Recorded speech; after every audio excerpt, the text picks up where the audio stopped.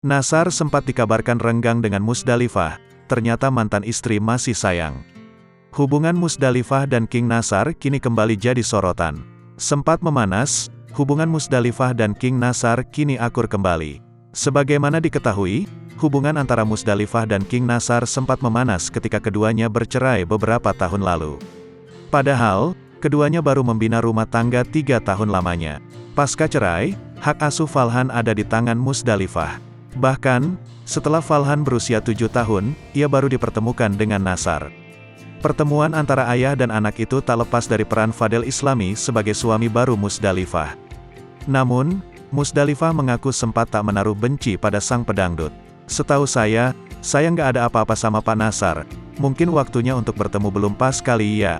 Sama-sama masih sibuk," jelas Musdalifah dilansir Grid.id dari Bangkapos.com. Pada Selasa, tanggal 28 Maret tahun 2023. Hal itu tampak dibenarkan oleh Nasar. Pedangdut itu pernah mengaku di depan Ruben Onsu bila hubungannya dengan sang mantan istri baik-baik saja. "Aku juga mau menyelesaikan.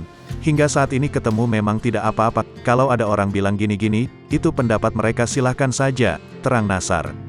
Pemilik nama asli Nasar, Fahad Ahmad Sungkar itu menegaskan hubungannya pada Musdalifah dan Fadel Islami terjalin baik.